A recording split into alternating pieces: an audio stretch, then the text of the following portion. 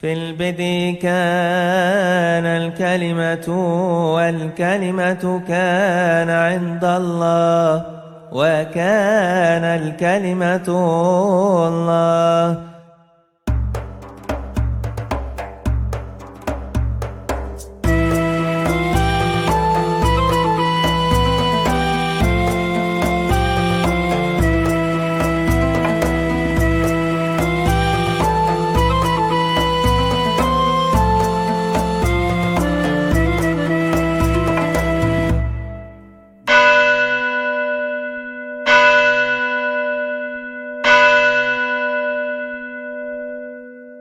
Assalamualaikum BSM Hamasyah, saudara-saudara.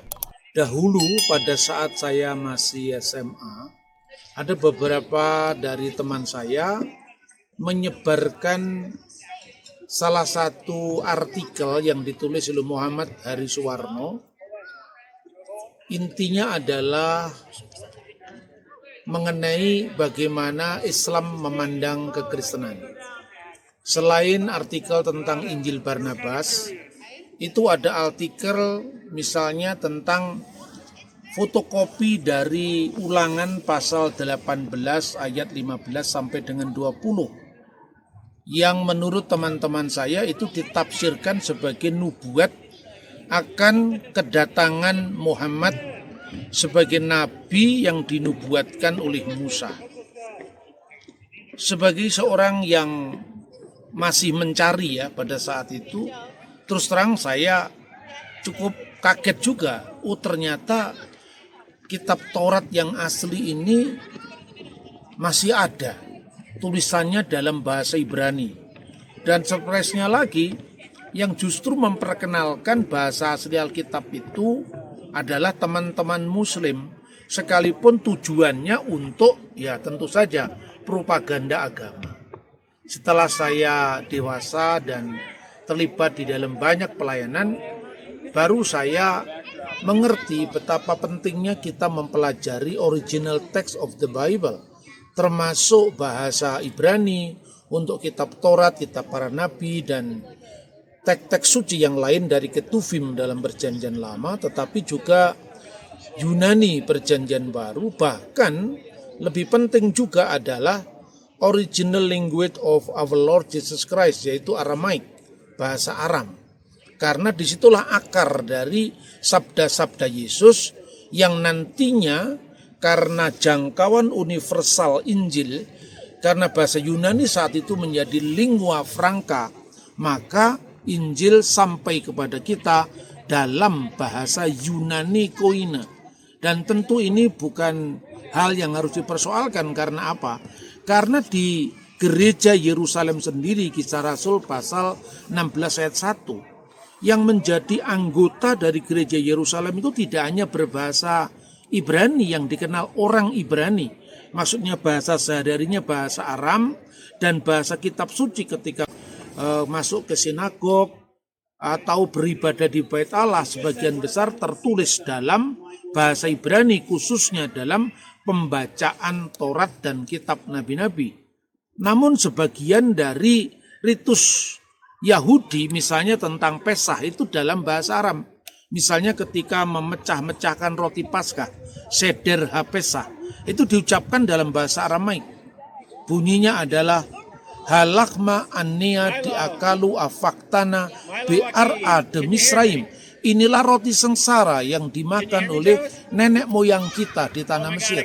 Tetapi Kisah Rasul 16 ayat 1 juga memuat tentang orang-orang Yahudi yang berbahasa Yunani, dan mereka memakai teks yang disebut Septuaginta.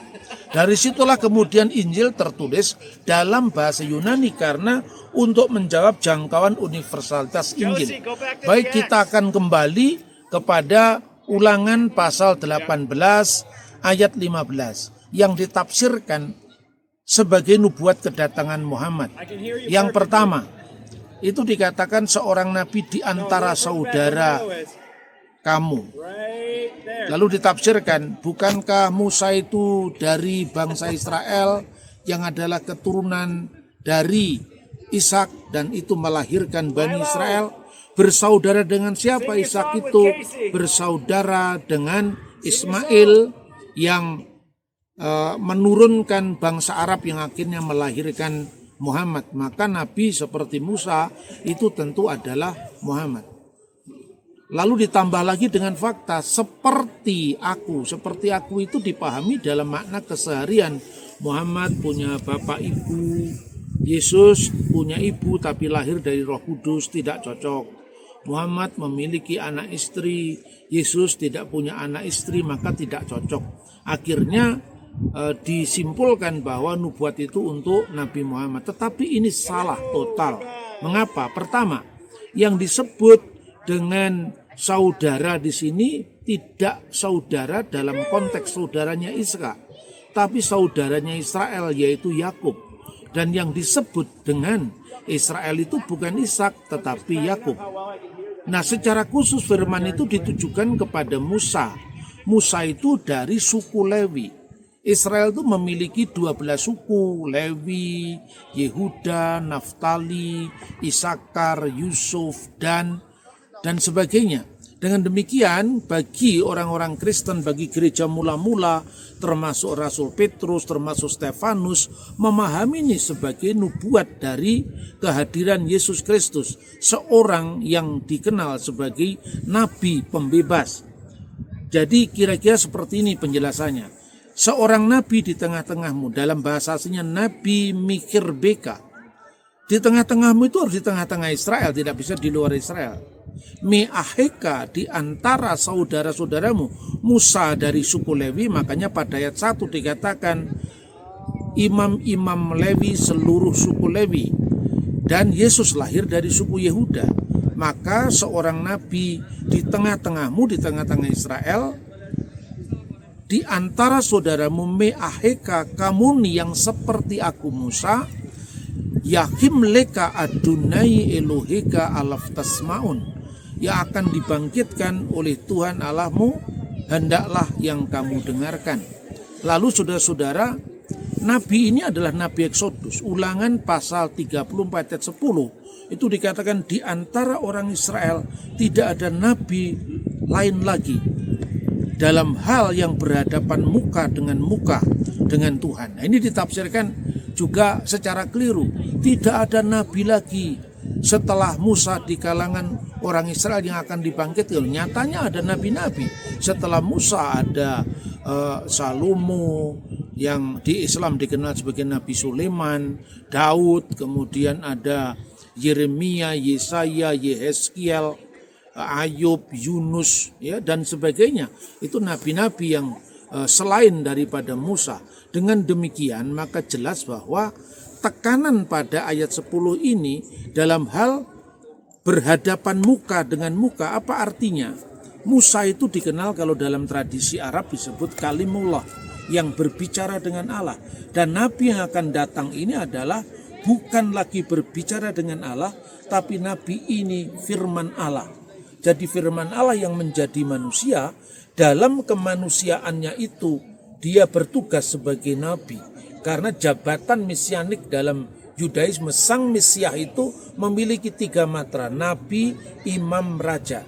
Sekaligus ini juga saya menjelaskan pada teman-teman Muslim ketika saya memberikan pencerahan kepada orang Kristen, umat kita sendiri itu tidak mengintervensi agamamu, sama sekali tidak.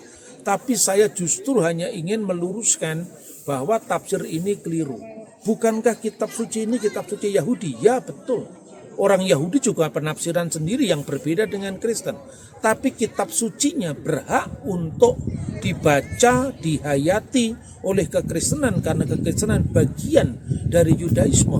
Kalau orang Samaria bahkan sebelum zamannya disebut Yahudi karena berasal dari suku Yehuda, dari kerajaan selatan, itu disebut sebagai orang Samaria. Mereka menyebut dirinya Somer HaTorah, yaitu sebagai pemelihara Torah.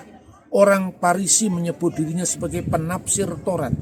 Orang Saduki mengatakan hanya Taurat. Orang Eseni yang juga Yahudi menyebut sebagai Ose HaTorah.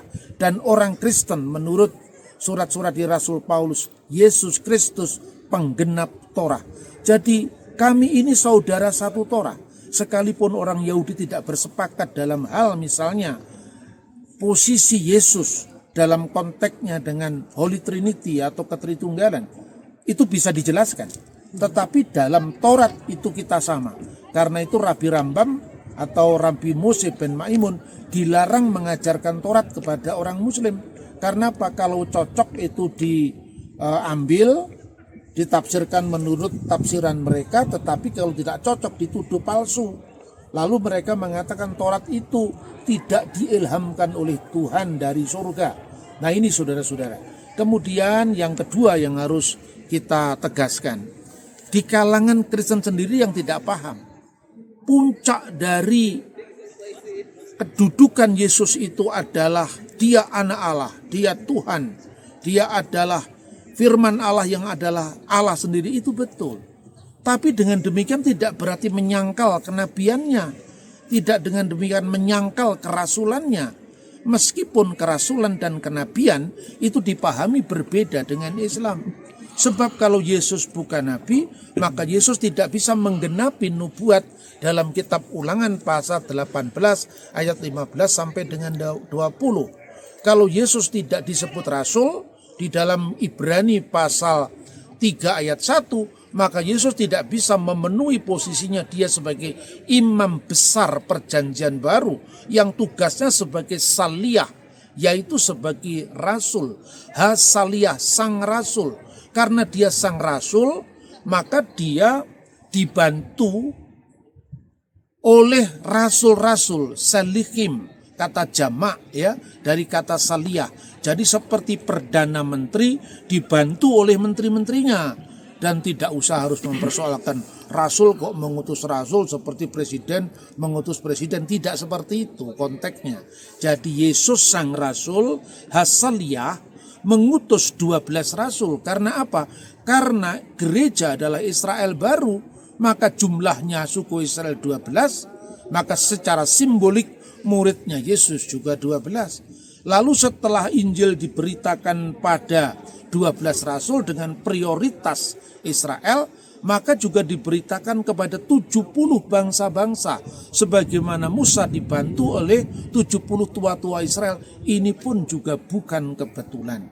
Karena itu dengan demikian, apa yang dikatakan dalam perjanjian baru itu bukan sekedar rekayasa kekristenan. Tetapi kami meyakini itu sebagai penggenapan dari Taurat dan para nabi. Yang terakhir adalah mengenai yang seperti aku. Ini posisinya adalah Nabi Exodus. Kalau Musa itu membebaskan Bani Israel dari penindasan di tanah Mesir, maka Yesus membebaskan seluruh bene Adam, putra manusia, anak-anak manusia dari penindasan dosa-dosa. Simbolnya pun disebut Pesah. Kalau orang Yahudi mengenal Haggadah Pesah, tadi salah satu liturginya saya baca memecah-mecahkan roti, inilah roti sengsara. Tapi bagi iman Kristen penggenapannya bukan lagi Paskah nasional, pembebasan nasional, tapi pembebasan global seluruh umat manusia dari dosa-dosa karena penebusan dari Kristus yang adalah sang penyelamat itu. Tapi Pesahnya tetap, kalau dahulu umat Israel diselamatkan dari anak-anak sulung mati, di mana di pintu gerbang yang ada tanda darah anak domba, maka Tuhan berfirman, "Wiraiti et hadam ufessahti alaihem." Dan apabila aku melihat tanda darah itu, aku lewat atas mereka. Tanda darah itu artinya penebusan. Dan ketika dilewati oleh kematian, karena tanda darah itu, penebusan itu melewatkan setiap orang yang percaya kepadanya, tidak binasa melainkan memperoleh hidup yang kekal. Jadi marilah kita sentosa dengan pilihan iman kita masing-masing. Antar agama tidak perlu mengintervensi yang lain. Marilah kita sejahtera, kita sentosa dengan pilihan kita masing-masing. Kalau Kristen menginginkan Injil diberitakan kepada orang lain, silakan beritakan secara santun. Kalau Islam mau diberitakan kepada orang lain, silakan bicarakan, silakan percakapkan, silakan diskusikan, silakan kabarkan secara santun, tanpa melakukan intervensi terhadap agama lain, menuduh kitab sucinya orang lain palsu, dan sebagainya dan sebagainya. Akhirnya dari Colorado, Amerika Serikat, saya mengucapkan salam damai bagi setiap orang yang mencari Tuhan dan ingin menemukan kebenaran dalam Dia. Tuhan memberkati kita. Shalom.